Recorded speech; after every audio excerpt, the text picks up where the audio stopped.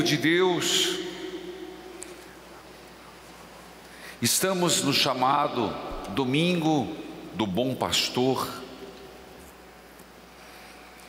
também um dia que nós somos chamados a rezar pelas vocações sacerdotais, religiosas, e também lembrar, por intercessão de Nossa Senhora de Fátima, uma oração para todas as mães. Queridos filhos, filhas, os que estão aqui, os que acompanham pela TV, rádio, aplicativos, o Evangelho de hoje, que é tirado do evangelista João, capítulo 10, é um texto de poucos versículos, mas bastante denso, intenso. Jesus, ele se apresenta como o bom pastor, mas nós podemos imaginar que seja o bom pastor segundo Lucas, que difere de João. Lucas coloca o bom pastor solícito com as ovelhas, atencioso com as ovelhas, que vai atrás da ovelha perdida. Não que Jesus não seja isso, mas hoje o Evangelho é de João, que nos coloca um pastor disposto a lutar, um pastor que não se sente amedrontado diante do perigo, um pastor que faz de tudo para salvar suas ovelhas. Veja, Jesus é apresentado neste texto: as minhas ovelhas escutam a minha voz, eu as conheço e elas me seguem. Então aqui se estabelece uma relação, Jesus e as ovelhas, de íntima confiança e profundo conhecimento. Não basta ser do rebanho, tem que ter intimidade com o pastor. Às vezes nós rapidamente nos dizemos, nos auto-intitulamos: ah, mas eu sou do rebanho de Jesus. Não que não seja pelo batismo, mas será que nós temos intimidade com Jesus a ponto de discernir a sua voz? Veja, quando nós escutamos uma pessoa escutamos, seja na convivência, esposa, marido, filho, ou alguém que a gente escuta, você não precisa ver a pessoa, você escutou a voz, se identifica, não é? Rapidamente, você sabe quem é. Por quê? Porque está acostumado a ouvir, está acostumado a perceber até as nuances da voz, se é grave, se é aguda. Você consegue identificar, quem muito convive, até no timbre da voz, se a pessoa está bem ou não está bem. É ou não é? Ora, Jesus disse: eu conheço as minhas ovelhas, elas me conhecem, elas escutam a minha voz, eu conheço e elas me seguem. Agora, se nós falamos que escutamos Jesus, a pergunta é: onde? Não basta ser discípulo, tem que ter intimidade. Então, no meio de tantas propostas, se você abrir qualquer livro, qualquer revista, qualquer site, tem lá: passos para ser feliz, passos para você ter autoestima, passos para ter um casamento de sucesso. Mas espera aí, essas são as vozes de Jesus. Não estou dizendo que não seja e que só tenha coisa ruim, mas há muitos falsos pastores, há muita promessa ilusória na nossa vida. Como nós identificamos o que vem de Deus ou não que vem de Deus? Como nós sabemos que aquilo que nós estamos buscando, pensando, é algo que vem de Deus e não do inimigo para nos levar à perdição? Aí você vai falar, mas é fácil? Não é tão fácil, porque o inimigo conhece a Bíblia, o inimigo sabe a Bíblia de cor, e ele, o maior desejo dele é nos ludibriar. Como se conhece a voz de Jesus? Lendo a palavra, meditando a palavra, escutando os seus apelos dentro do nosso coração. Não basta ser rebanho, tem que ter intimidade. Que o Senhor nos conhece, não tenha dúvida. Agora veja, eu falei que João coloca Jesus como um homem, um pastor corajoso. Ele diz: eu dou a minha vida pelas ovelhas. Eu dou a minha vida. E ele faz uma garantia: jamais se perderão. Quer dizer, se o lobo vier, ele nos defende. Se o mal chegar, ele afugenta. Não podemos imaginar aqui um Senhor, um Jesus, de alguma forma caricato, muito doce. É um homem que apanhou por nós, um homem que morreu na cruz por nós, um homem que sofreu horrores por nós. Então, hoje pelo menos, a imagem de Jesus, o bom pastor, é aquele: faça o que for preciso para que você não se perca. Filhos, meu Pai que me deu essas ovelhas é maior do que todos. Ninguém vai arrancar das mãos do Pai. Isso é até uma certeza para nós, uma conquista nas nossas vidas, que Deus quer a nossa salvação. Veja, essa é a ideia de Jesus, o bom pastor. Um pouco diferente, mais enérgico. A segunda leitura também é de João, o vidente, e vai dizer, aqui é o texto, capítulo 7 do Apocalipse, e ele vai dizer o seguinte: como entender que as pessoas aqui neste mundo sofrem, apanham, levam chicotadas, são incompreendidas? Como entender o sofrimento? Nós temos que entender que no Apocalipse, o vidente João, que assim se intitula, ele vê que existe um livro onde está escrito, mas não é só está escrito, neste livro tem todo o significado do sofrimento humano. Essa é a segunda leitura, não podemos fugir dela. Todo o significado do sofrimento, da dor, das tribulações. E esse livro está lacrado, por isso nós não compreendemos. Por isso às vezes nós nos perguntamos na vida: por que tanto sofrimento? Por isso que outras pessoas se perguntam: vale a pena se resignar, sofrer com tamanha paciência? Vale a pena esperar? Veja, Jesus, o bom pastor. De repente, a segunda leitura vai falar de Jesus, o Cordeiro.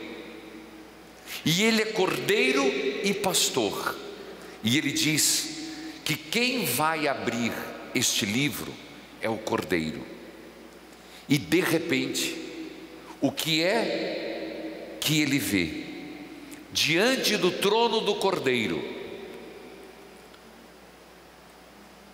homens vestidos de vestes brancas, inocência, veste branca e pureza, palmas na mão, vitória. E um dos anciãos disse: quem são estes? Estes os que vieram da grande tribulação. Meus irmãos, ser ovelha de Jesus não é ser um cordeirinho.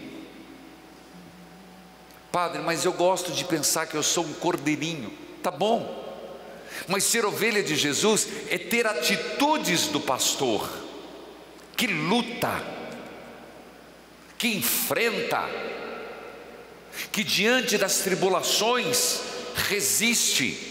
Você compreende que a liturgia de hoje, por ser João, vem nos dar uma marca, não para nos vitimizarmos, mas se nós não lutarmos por Jesus, quem lutará? Se nós não lutarmos pela paz, quem o fará? Se nós não lutarmos pela dignidade do outro, não é nosso papel? Portanto, é perigoso às vezes a gente ficar com doce, amável Jesus, bom pastor, que cuida de mim, noite e dia sem cessar. Mas padre, ele não faz isso? Faz. Mas ser do rebanho de Jesus é ter atitudes do pastor, é termos coragem, pai e mãe de família, lutar pela família. E se Jesus afugenta o lobo feroz, também nós somos chamados. Ter atitudes do pastor, que é Jesus Cristo, dar a vida para salvar. Às vezes é mais fácil, meus irmãos, a gente se isolar e dar vontade. Dane-se, eu não preciso disso, eu não preciso desse marido, eu não preciso dessa esposa, eu não preciso dessa comunidade, na verdade eu não preciso de ninguém, eu me basto, porque eu sou a ovelha de Jesus Cristo, que Ele coloca no ombro e cuida de mim. Não, você não se iluda, que ser rebanho é fazer parte de um povo, ter atitudes do pastor. Volto à segunda leitura. Estes são os que vieram da grande tribulação, lavaram e alvejaram suas roupas no sangue do Cordeiro, diante do trono de Deus. Quem vai estar de pé, vestido de branco, pureza, branco, alegria, palmas da vitória? Que neste mundo, em meio a todas as tribulações, ter coragem de enfrentar, ter coragem de ir adiante, passar pela tribulação, lavando as suas vestes no sangue do Cordeiro. O que é isso, meus irmãos? Sangue do Cordeiro, Eucaristia, o cálice da bênção, o cálice sagrado, lavando a sua vida, alvejando a nossa vida. Se é para alvejar, significa que também às vezes a gente suja, às vezes a gente peca. Mas aqui não está quem nunca cometeu pecado, está quem lutou na tribulação, quem foi paciente na tribulação, no sangue do Cordeiro. E continua João, o que escreveu o Evangelho e o Apocalipse, eles estão diante do trono do Cordeiro. Impressionante, né? Na mesma missa, pastor e cordeiro, o cordeiro imolado dá a Jesus o direito de ser pastor. Meus irmãos, vou na primeira leitura para voltar na segunda. A primeira leitura conta-nos um fato impressionante. Paulo e Barnabé vão até Antioquia da Psídia e fazem maravilhas. Quando chegam lá, em nome de Jesus, inspirados pelo Espírito Santo, o que acontece? As maravilhas se manifestam. Judeus se convertem e eles vão ensinando. A multidão se volta, começa a se voltar para Jesus. A inveja toma conta. A inveja dos judeus. E o que esses judeus fazem? Eles estimulam algumas mulheres ricas, balzaquianas, que vão até seus filhos e aos seus maridos, e que eles decretam que Paulo e Barnabé têm que ser expulsos. E de fato eles são. E eles acabam indo para outra cidade. Eles foram difamados, eles foram humilhados, eles foram contestados, eles foram expulsos. Não faz lembrar de nosso Senhor Jesus Cristo, quando foi à sinagoga de Nazaré, e ele foi expulso da sua própria cidade? Ora, o que impressiona, e no momento é o que basta, é você perceber o final desta grande tribulação de Paulo e Barnabé. O que diz? Eles ficaram cheios de alegria e do Espírito Santo e foram evangelizar em outro lugar. Como nós lidamos com a tribulação? Como nós lidamos com o nosso insucesso? Sim, primeiro eu como padre, mas você na sua missão. Volto ao texto. Paulo e Barnabé fizeram maravilhas em nome do Senhor. A inveja tomou conta, armaram, tocaram eles, e o texto diz que eles saíram cheios de alegria e do Espírito Santo. Ora, não é isso que o Senhor espera de nós? Não é isso que o Senhor espera? Atitudes de pastor. Não deu certo? Continuar. Família está desgringolando, rezar. Algum filho está perdido, resgatar em nome de Jesus. Na sua paróquia está com problema, fecha a boca e reza e une. Está com dificuldade, enfrenta a tribulação. Atitudes do pastor. Não foi assim que Jesus disse? Hoje eu não quero que ninguém fique, eu sou a ovelhinha que caiu do ombro de Jesus, não.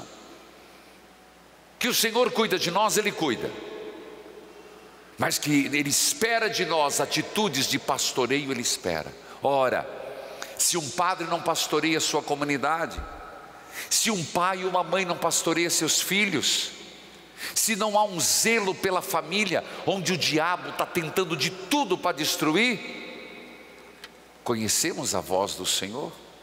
Muito pouco. Então, no céu, continua João, quem são eles? Aqueles que alvejaram no sangue do Cordeiro, diante do trono. E agora vem a frase linda: e aquele que está sentado do trono os abrigará na sua tenda. Nunca mais terão fome, nem sede, nem o sol molestará, nem o calor arderá, porque o Cordeiro que está no meio do trono será o seu pastor e os conduzirá às fontes d'água viva, e Deus enxugará as lágrimas dos seus olhos. Filhos, a liturgia é linda, principalmente por João. E hoje, falando das mães, mais do que ninguém vocês são chamadas a ser, como Jesus, um exemplo de pastoreio. Mães, diante da tribulação, não recuem. Diante das dificuldades, não se amedronte. Diante da incompreensão, não esmoreça. Seja mãe do coração, seja mãe biológica, seja mãe adotiva, seja o que for, lembre-se, o Senhor enxugará as lágrimas dos seus olhos. E quando eu li isso, o que eu lembrei? De Nossa Senhora em Santa Mônica. Falo primeiro de Santa Mônica, quando chorava numa igreja, pedindo, suplicando para aquele homem meio retardado e gênio, que era Santo Agostinho. E o anjo lhe bateu e disse: não há de ser que tantas lágrimas serão em vão. Mãe, suas lágrimas não são em vão, nem pelos seus filhos, nem para suas filhas, nem para o seu marido, mas não desista. E Nossa Senhora, as lágrimas de Maria não foram em vão. Ela chorava por ver o filho sofrer, chorava o sofrimento, mas não o destino último, porque ela sabia da ressurreição. Maria foi a primeira que está diante do trono de Deus, do Cordeiro imolado. Maria foi a primeira a gozar deste momento, de não mais ter fome nem sede, nem o sol, nem o calor ardente. E o Cristo, o próprio Filho, enxugando as lágrimas dos seus olhos. Porque se nós um dia pretendemos estar diante do trono do Cordeiro, Maria nos precedeu. Então, mãe, que estão aqui, as que nos acompanham, tudo que eu falei sobre o pastoreio, tome neste dia para você. Não é em vão. Nenhuma lágrima, nenhum joelho dobrado, nenhum terço rezado, nenhum sacrifício feito é em vão. É enfrentar a tribulação com atitudes de Jesus o pastor. Amém.